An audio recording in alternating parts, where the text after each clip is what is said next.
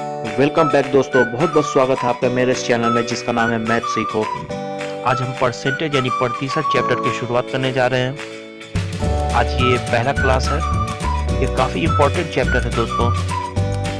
इस चैप्टर को आप अच्छे से समझिएगा क्योंकि इस चैप्टर से आपको बाकी के और भी चैप्टर में काफ़ी मदद मिलेगी, जैसे profit and loss, CI DI, बहुत सारे चैप्टर को ये कवर करता है। करीब आप समझ लीजिए कि 70% भाग को ये अकेले कवर कर लेता है। हर जगह इसका यूज़ है, इसलिए आप इस वीडियो को लास्ट तक देखिएगा और अच्छे से समझिएगा। एक बात और दोस्तों मैं आपको बता दूं, अगर आपने मेरे चैनल को अभी तक सब्सक्राइब नहीं किया है तो सबसे पहले आप सब्सक्राइब कर लें, जिससे आपको नए नए वीडियो के अपडेट आपको मिल जाएंगे। तो चलिए शुरू करते हैं। चलिए शुरुआत करते हैं दोस्तों। सबसे पहले हम ये देखेंगे प्रतिशत होता क्या है। जैसे कहीं आपको दिया रहेगा कि 100 का 5% निकालें, तो 100 का 5% निकालने के लिए हम क्या करते हैं दोस्तों, पहले हम 100 लिखते हैं, उसके बाद हम गुने 5 करते हैं और नीचे 100 लिखते हैं। ठीक है, 100 से 100 कैंसिल हो गया तो 5 बचा, तो ये 5%, 100 का 5% 5 हो जाएगा। ये कुछ छोटे मोटे बेसिक्स है दोस्तों जो आप सभी लोग तो पहले ही से जानते होंगे। जैसे दोस्तों आपको कहा जाए कि 100 में 10% बढ़ा दें तो आप कैसे बढ़ाएंगे, तो सबसे पहले आप लिखेंगे 100 और गुने आप करेंगे 110 और नीचे आप करेंगे 100, तो अब 100 में से 100 कैंसिल कर दीजिएगा तो 110 बचेगा। तो 100 में 10 बढ़ा देंगे तो कितना हो जाएगा, 110। उसी तरह दोस्तों आपको अगर कहा जाए कि 100 में आप 5% की कमी कर दें तो आप कैसे करेंगे, तो आप पहले 100 लिखेंगे दोस्तों, उसके बाद आप गुने में 95 करेंगे और डिवाइड में आप 100 करेंगे, तो 100 में 100 कैंसिल हो गया, तो 100 में कमी हुई तो कितना हमारा आंसर हो जाएगा, 95। ये कुछ छोटे मोटे बेसिक्स हैं दोस्तों जो आप सभी तो पहले ही से जानते होंगे। तो चलिए आइए शुरुआत करते हैं आज के पहले क्वेश्चन की। तो पहला प्रश्न ये रहा, एक शहर की जनसंख्या एक वर्ष में 25,000 से बढ़कर 30,000 हो गया, तो जनसंख्या में कितने प्रतिशत की वृद्धि हुई। तो इस क्वेश्चन को हम कैसे सॉल्व करेंगे दोस्तों, सबसे पहले हमें क्या करना है, सबसे पहले हमें 25,000 लिख लेना है जो पहले जनसंख्या थी, उसके बाद बढ़कर 30,000 हो गई। ठीक है, उसके बाद हमें देखिए यहाँ क्या करना है दोस्तों, यहाँ डिफरेंस अब देखिए कितना है, 5,000 की वृद्धि हुई है, डिफरेंस कितना है 5,000। तो सबसे पहले आप 5,000 यहाँ लिख लीजिए, ठीक है, डिफरेंस, और गुने आप कर दीजिए 100, और नीचे में हमें वही संख्या लिखना है जो पहले जनसंख्या थी, शहर की पहले जनसंख्या थी, पहले कितनी थी, 25,000 थी, तो हम नीचे 25,000 लिखेंगे। उसके बाद आप इन सभी को काट दीजिए, जैसे 0 0 0 कट गया, उसके 5 से 25 यहाँ कट गया, 5 और 20 यहाँ हो गया, तो जनसंख्या में 20% की वृद्धि हुई। ये हो गया आंसर। आइए तो दूसरा क्वेश्चन देख, तो दूसरा क्वेश्चन ये रहा, एक विद्यार्थी को किसी परीक्षा में पास होने के लिए 40% अंक चाहिए, वह 120 अंक प्राप्त करता है और 80 अंक से असफल हो जाता है, तो परीक्षा में पास होने के लिए कितने अंक चाहिए। तो इस क्वेश्चन को कैसे सॉल्व करेंगे दोस्तों, सबसे पहले आप देखिए यहाँ 40% दे रहा है पास करने के लिए चाहिए, ठीक है, तो आपको 40% से यहाँ क्या मतलब है, सबसे पहले देखिए कि 120 अंक वो प्राप्त करता है और 80 अंक से वो फेल हो जाता है, ठीक है, तो 120 में आप 80 अगर जोड़ देते हैं तो पास होने के लिए हमें कितना अंक चाहिए, 200। यही 200 आंसर हो गया हमारा। अगर परसेंट कहीं मांगता पास होने के लिए कितने परसेंट चाहिए या टोटल कितने नंबर है, तो हम गुना भाग ज्यादा करते, लेकिन यहाँ क्वेश्चन में सिर्फ इतना ही मांग रहा है कि पास होने के लिए कितने नंबर चाहिए, तो हमारा आंसर हो गया 200। तो आइए तीसरा क्वेश्चन देखते हैं दोस्तों। तो तीसरा क्वेश्चन ये रहा, एक व्यक्ति अपने आय का 20% भोजन पर, 70% शिक्षा पर खर्च करता है, अंत में उसके पास 2,000 शेष बच जाते हों, तो उसकी कुल आय बताएं। ठीक है, तो इस क्वेश्चन को हम कैसे सॉल्व करेंगे दोस्तों, तो सबसे पहले आप देखिए कि क्या हमें करना है। सबसे पहले देखिए कि 20% वो भोजन पे खर्च कर रहा है और 70% शिक्षा पे खर्च कर रहा है, तो टोटल खर्च इसका कितना हो गया, 20% प्लस 70%, तो 90% इसका कुल खर्च हो गया। शेष कितना बच रहा है, तो 100 में से 90 हम घटाएंगे तो 10% शेष बच रहा है, ठीक है, और 2,000 रुपया वो बचाता है, तो यही 2,000 कितना है, 10% है। तो सबसे पहले हम 2,000 लिख लेंगे, 2,000 कितना है, 10% है, तो जितना है वो हम नीचे लिख लेंगे और गुना कर देंगे 100। तो आप इसे सॉल्व करेंगे तो आंसर आपका आ जाएगा 20,000। 20,000 हो गया आंसर।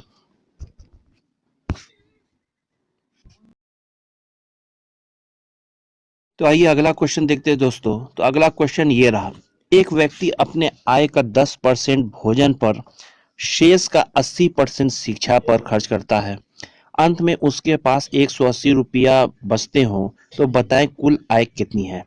तो देखिए दोस्तों, सॉल्व करने से पहले सबसे पहले इस क्वेश्चन के का डिफरेंस देखिए, पहला क्वेश्चन से कितना अलग है ये।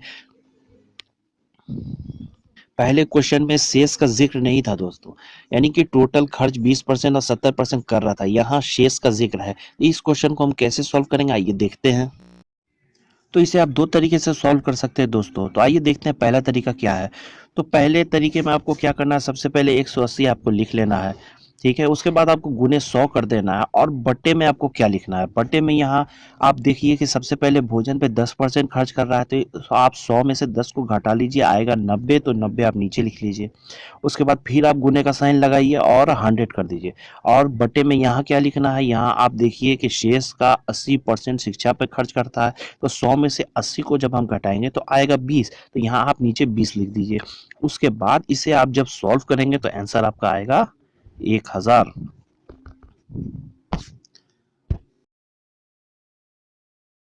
तो आइए देखते हैं इसे सॉल्व करने का दूसरा तरीका क्या है। तो यहाँ हम सबसे पहले 100 लिख लेंगे। उसके बाद 10% खर्च कर रहा है, तो सबसे पहले हम 10 लिख लेंगे। तो 100 में से 10 खर्चा हो रहा है तो बचेगा कितना, 90, तो हम 90 लिख लेंगे। अब 90 में से ये 80% खर्च कर रहा है, तो 90 का 80% 72 हो गया, तो 72 खर्च कर रहा है और बचेगा कितना, 18। ठीक है, यही 18 जो बच रहा है, 180 हम लिख लेंगे, उसके नीचे 18 लिख देंगे और गुना 100 कर देंगे, बस हमारा आंसर आ जाएगा 1000। तो आइए पांचवा क्वेश्चन देखते हैं दोस्तों। तो पांचवा क्वेश्चन आपके सामने ये रहा। चीनी के मूल्य में 10% की कमी होने से एक व्यक्ति 400 रुपये में पहले से 4 किलो अधिक चीनी खरीद पाता है। तो इस क्वेश्चन में देखिए दोस्तों, दो क्वेश्चन पूछा जा रहा है। पहला क्या है, पहला चीनी का घटा हुआ मूल्य ज्ञात कीजिए। दूसरा है चीनी का प्रारंभिक मूल्य ज्ञात कीजिए। तो आइए इसे सॉल्व करके देखते हैं दोस्तों। तो सबसे पहले हमें क्या करना है, यहाँ दिया हुआ है 10% की कमी है, 10%, और 400 रुपये दिया हुआ है, ठीक है, और 4 kg दिया हुआ है। तीन डाटा हमारे पास है, ठीक है। तो दोनों क्वेश्चन को हम साथ में लेके यहाँ चलते, तो यहाँ हम क्या करेंगे, दोनों ही क्वेश्चन में हम 400 गुने 10 और डिवाइड में 4 लिखेंगे, ठीक है। 400 गुने 10 और डिवाइड में 4 दोनों क्वेश्चन में हम लिखेंगे, ठीक है। अब देखिए यहाँ आपको क्या करना है, आपको घटा हुआ मूल्य अगर ज्ञात करना है, यानी घटा हुआ मूल्य यानी कम मूल्य अगर ज्ञात करना है, तो नीचे में हम क्या लगाएंगे, 100, ठीक है। और यहाँ दूसरे क्वेश्चन में क्या है, चीनी का प्रारंभिक मूल्य क्या है, प्रारंभिक मूल्य क्या है, क्या ओल्ड प्राइस, ओल्ड प्राइस कितना है, ओल्ड प्राइस ज्यादा है, तो ज्यादा हमें निकालना है। तो उसके लिए हम क्या करेंगे, 10% की कमी है तो नीचे हम लिखेंगे 90, ठीक है। अब इन दोनों क्वेश्चन को हम सॉल्व करेंगे, तो पहले क्वेश्चन का आंसर क्या आ जाएगा, 10 रुपया, ठीक है। और दूसरे क्वेश्चन का क्या आंसर आएगा, 100/9 यानी 11.1 आंसर। तो आइए अगला क्वेश्चन देखते हैं दोस्तों। तो अगला क्वेश्चन ये रहा। एक व्यक्ति के आय में पहले 20% की वृद्धि होती है, उसके बाद 30% की वृद्धि होती है, तो उसके आय में पहले की अपेक्षा कितने प्रतिशत की वृद्धि हो जाती है। तो आइए इसे सॉल्व करके देखते हैं दोस्तों। तो सबसे पहले हमें क्या करना है, तो सबसे पहले 20% की वृद्धि हुई है तो 120, ठीक है। और गुना कितना करना है, 30% की वृद्धि उसके बाद हुई है तो गुना 130, ठीक है। और डिवाइड में आप लगा लेंगे 100, बस कुछ नहीं करना है, बस इसे आप जब काट दीजिएगा तो आंसर आपका आ जाएगा 156। और 100 में से जब 156 घटाइएगा तो ये 56% हो गई प्रॉफिट आंसर। तो आइए अगला क्वेश्चन देखते हैं दोस्तों। तो अगला क्वेश्चन ये रहा। एक व्यक्ति की आय में पहले 30% की कमी होती है, फिर 20% की वृद्धि होती है, तो उसकी आय में कितने प्रतिशत की कमी या वृद्धि होती है। तो आइए इसे सॉल्व करते हैं। तो सबसे पहले हमें क्या देखना है, सबसे पहले 30% की कमी हुई है, ठीक है। तो यहाँ हम लिख लेंगे 70, ठीक है। और यहाँ गुने का साइन। उसके बाद क्या हो रहा है, 20% का वृद्धि हो रहा है, तो यहाँ हम लिख लेंगे 120, 20% बढ़ा लेंगे 100 में। उसके बाद नीचे में हम 100 लगा लेंगे। उसके बाद जब दोस्तों इसे आप सॉल्व कीजिएगा, काटिएगा, तो आएगा 84, ठीक है। अब इस 84 को आप 100 में से जब घटाइएगा तो आएगा 16, ठीक है। तो 84 तो 100 से कम है दोस्तों, तो ये हो गया लॉस, तो 16% का लॉस हो गया आंसर। आइए तो दूसरा क्वेश्चन देखते हैं दोस्तों, वो भी काफी इंपॉर्टेंट, एग्जाम में ऐसे क्वेश्चन पूछे जाते हैं। तो अगला क्वेश्चन आपके सामने ये रहा। एक वस्तु के मूल्य में पहले 20% की वृद्धि होती है, फिर 20% की कमी होती है, तो उस वस्तु का मूल्य में कितने प्रतिशत की वृद्धि या कमी होती है? ठीक है। तो इस क्वेश्चन को सॉल्व करने के लिए दोस्तों दो तरीका है। ठीक है, पहला तरीका है जो ऊपर मैंने आपको बताया था पहले क्वेश्चन में कि यहाँ पहले 20% की वृद्धि हो रही है तो आप 120 लिख लेंगे। ठीक है, उसके बाद 20% की कमी हो रही है तो आप 80 लिख लेंगे गुने में।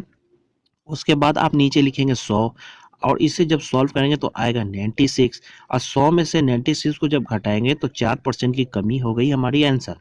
तो इस क्वेश्चन का दूसरा ट्रिक क्या है दोस्तों? तो इस क्वेश्चन का दूसरा ट्रिक ये है एक्स स्क्वायर बटे 100 हम करते हैं। जब सेम सेम होता है कमी या वृद्धि तो हम एक्स स्क्वायर बटा 100 करते हैं। जैसे जैसे यहाँ 20% की वृद्धि भी हो रही है, 20% की कमी भी हो रही है, तो 20 गुने 20 और डिवाइडेड बाई 100। तो इसको जब आप दो जीरो को काटेंगे तो आपका 2 दूना 4% कमी आंसर। जब सेम सेम होगा कमी या वृद्धि दोस्तों तो हमेशा लॉस में आंसर आएगा। तो ये हो गया आपका आंसर। तो यहीं तक रहने देते हैं दोस्तों, क्योंकि वीडियो काफ़ी लंबा हो जाएगा और आप भी बोर हो जाएंगे, और बाकी का क्वेश्चन हम अगले वीडियो में देखेंगे। मैं कोशिश करूंगा कि कम से कम वीडियो में पूरे चैप्टर को कवर मैं कर लूं। इस चैप्टर के सारे वीडियो को आप देखिएगा दोस्तों, क्योंकि एग्जाम में एकदम आपको ये काम आने वाला है। अगर मेरा ये वीडियो आपको पसंद आया होगा दोस्तों तो लाइक शेयर ज़रूर कीजिए, और इसी तरह नए नए वीडियो के लिए मेरे चैनल को सब्सक्राइब कर लीजिए, क्योंकि मैथ से रिलेटेड रोज़ नए वीडियो मैं लाता रहता हूँ। Thank you. आपका दिन शुभ हो।